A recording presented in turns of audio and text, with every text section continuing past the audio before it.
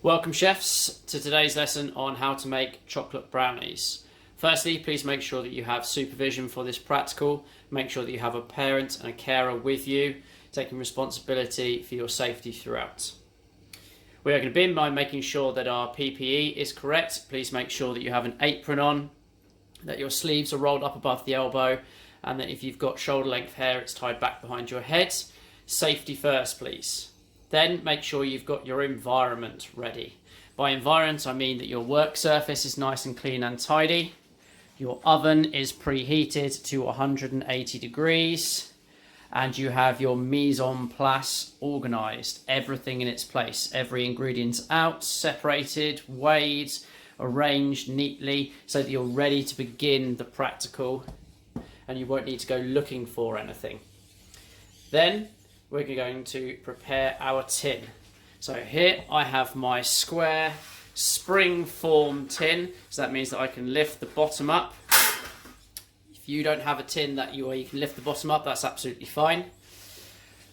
Firstly, we're going to take a little bit of butter and we're going to rub it around the sides, rub it around the base. We're going to cover every inch where the chocolate mixture would touch with a little bit of fat. You can use oil for this as well. You can use butter. You can use margarine spreads. Just give it a little move around like so. Then take about tablespoons worth of flour. And then we're going to tip that around like so, covering each and every surface where the brownie mixture will touch again. Once that's done, tip out the excess flour. Now, just to be extra safe and to make sure that when I come to take my brownies out later, I've cut myself a grease-proof liner for the bottom just to make doubly sure that I can get it out really easily. So that is how you prepare your tin. Now, the main skill that we're going to be learning about today is called the bain-marie technique. This is a bain-marie. It is a heated water bath. I have a pan of simmering water here, and on top of it I have a mixing bowl. Now, health and safety points: the mixing bowl must be glass, Pyrex or metal, should not be plastic. Plastic will likely melt during this skill as it cannot stand the temperature, especially if you have gas hobs where the flame will be coming up the side of the saucepan and will melt a plastic bowl. So if it's metal, if it's glass, if it's Pyrex, it's perfect for this. If you've got electric hobs, perfect for this. So I boiled the water in a kettle and then I put it on a medium heat to keep it at a nice simmer. As you can see, there's still a few lumps in here. What I've done is I've taken my chocolates, 250 grams, and I've broken it into this bowl. And in there as well is 250 grams of non-salted butter. Now, this doesn't require a lot of stirring. You can just leave it alone on a medium heat. Give it a stir occasionally until there are no lumps left. So I'm going to leave this for a couple of minutes now for it to continue melting. The bain-marie is a great technique because it is indirect. So the water heats, turns into steam, which then heats the bowl.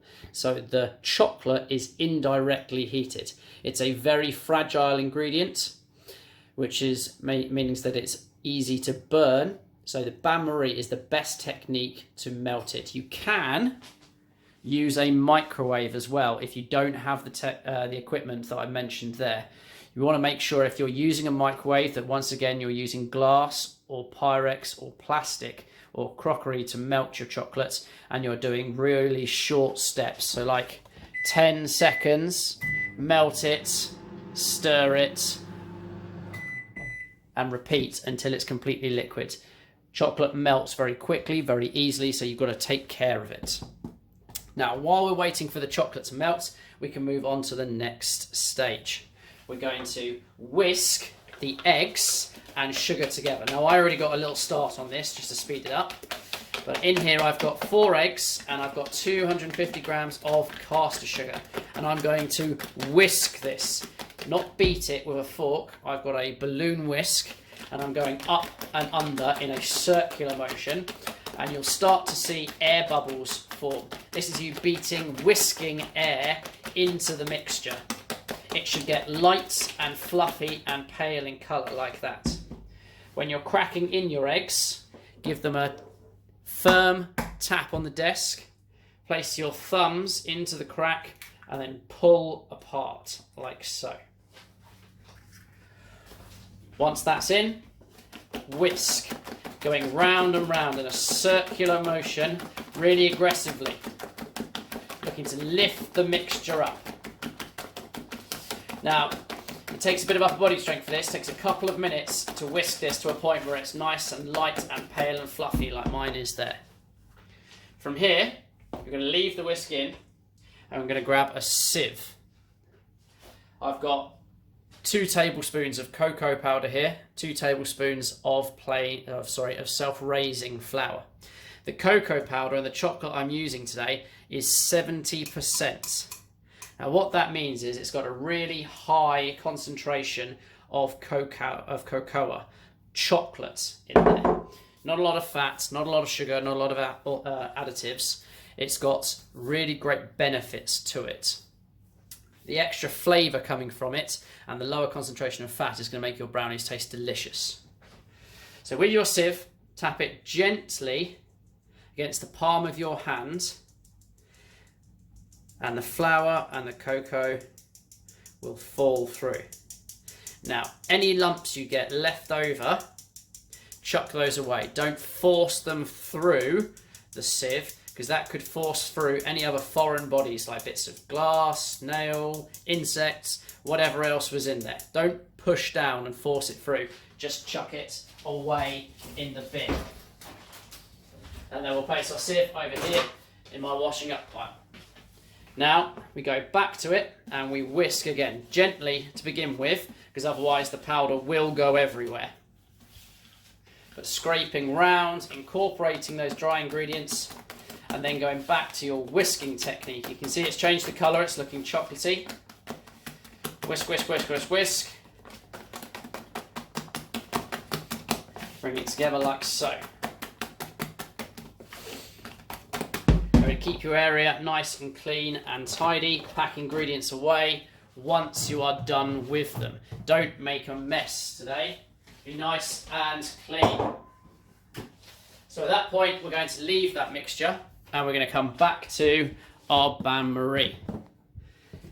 Give it a stir, little beat with your spoon, with your spatula, and you should be able to see now that there are no lumps left in there. Using an oven glove, lift the bowl off the top and place down on the side there. We're going to bring this over to our mixture here and I'm going to add a little extra flavour with a little bit of salt. Salt really helps to bring out the flavour of other ingredients, even chocolate. So all I'm adding is just 1 pinch. So if you've got table salt, whatever you can pinch between thumb and forefinger. If you've got a grinder, just a couple of little grinds. Do not put too much in. And then mix that in with your spatula there. Now, second new technique that you're learning today is called folding. So what we're going to do is we're going to add the chocolate mixture to the egg a little bit at a time. So I'm going to pour in about 1/3 so that it doesn't overheat the eggs, and then I'm going to move my whisk in a figure of 8 motion. This is called folding, and what it means is that we don't knock out all the air that we whisked in there by just stirring. So draw your whisk round like you're drawing an 8 with a pen. A little bit more chocolate now. And then folding in again. You see it's getting really dark and chocolatey now. And then scrape in the last of your chocolate mixture. Make sure you get all of that in there. That's why spatulas are great, because they can get around and get every last bit of the mixture in. Last fold. There we go, it looks really nice and dark and chocolatey now.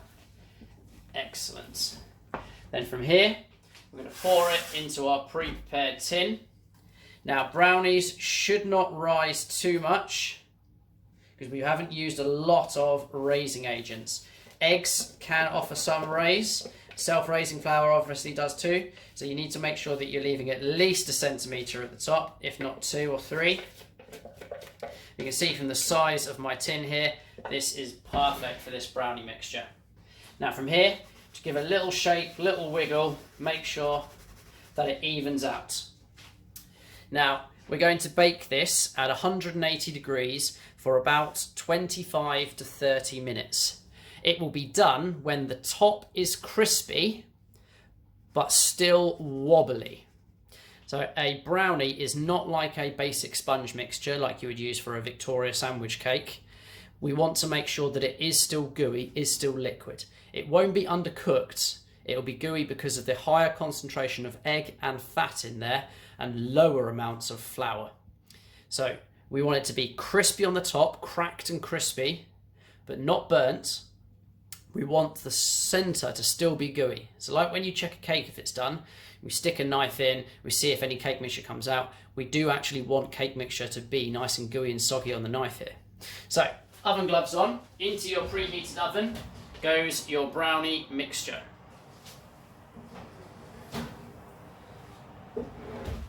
"25 minutes on a timer, and we'll see what it looks like when it comes out.